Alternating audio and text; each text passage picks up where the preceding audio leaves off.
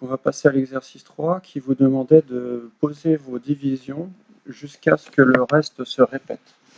Donc c'est un énoncé assez bizarre, mais l'objectif c'est de s'apercevoir qu'il n'est pas utile de continuer certaines divisions une fois qu'on observe que le reste est identique. Je vais expliquer maintenant. Donc pour diviser 130 par 6, j'observe que 2 fois 6, 12. Du coup 13 moins 12 reste 1. J'abaisse un 0, 1 fois 6, 6, reste 4. Et j'ai mis ce 4 en rouge, vous allez voir après. Donc j'abaisse le chiffre suivant, virgule 0. Souvenez-vous, dès que j'abaisse la virgule, je la pose ici au quotient. Et je cherche 40. Combien de fois 6 dans 40? 6 fois 6, 36. Et il reste 4. Donc vous observez que là, j'obtiens le même reste ici que ici. C'est-à-dire que si jamais je continuais à poser ma division, j'obtiendrais à nouveau 40. Donc forcément, je me poserais exactement la même question que je me suis posé la question ici, c'est-à-dire combien de fois 6 dans 40.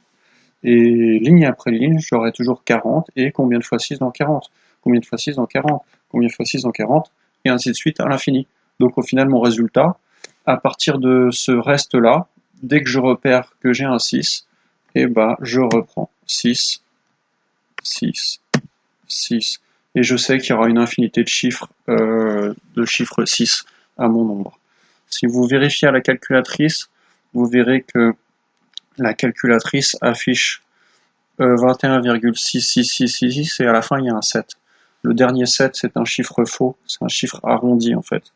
La calculatrice arrondit au plus proche, mais en fait en réalité le nombre est constitué d'une infinité de chiffres 6, ça ne se termine jamais. On passe à la deuxième, 12 divisé par 7. Donc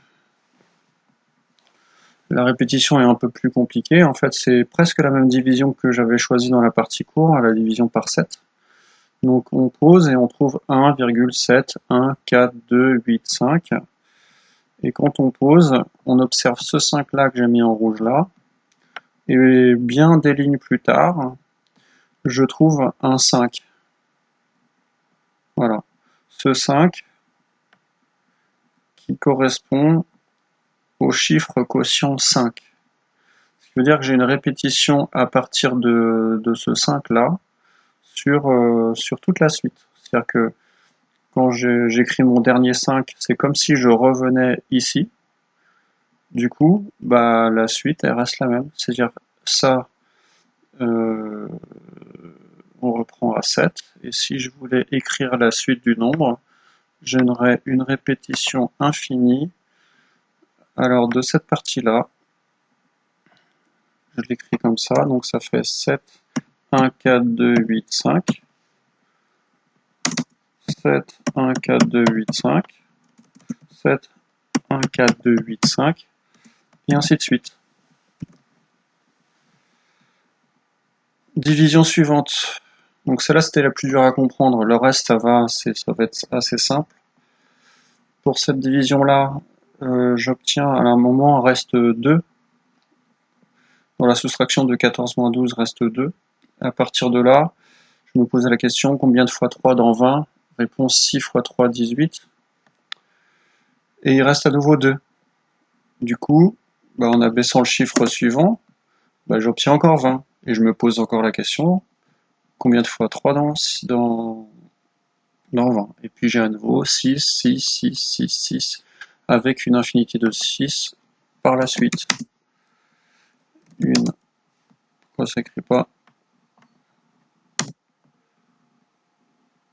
Bref, je vais écrire ça comme ça, avec une infinité de 6 à la fin du nombre. Pour la dernière division, l'avant-dernière, pardon, on pose notre division, à la fin on obtient un reste 0. Donc à la fin on obtient un reste 0, donc on a beau ajouter des zéros, bah, qu'est-ce qui se passera? Bah, il y aura des zéros.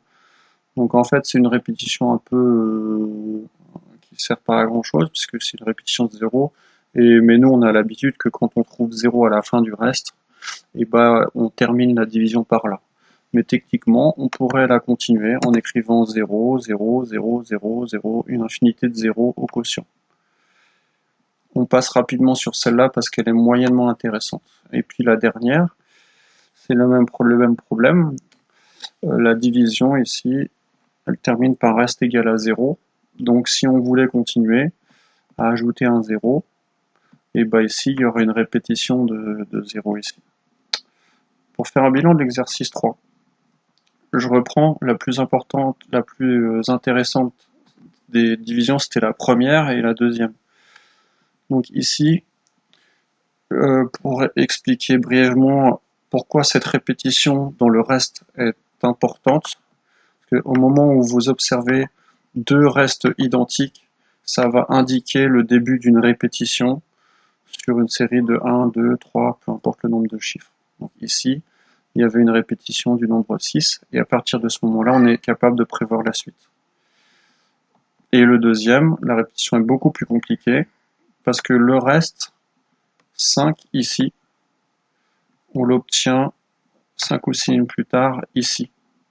Donc la répétition, elle va se passer sur tout ça.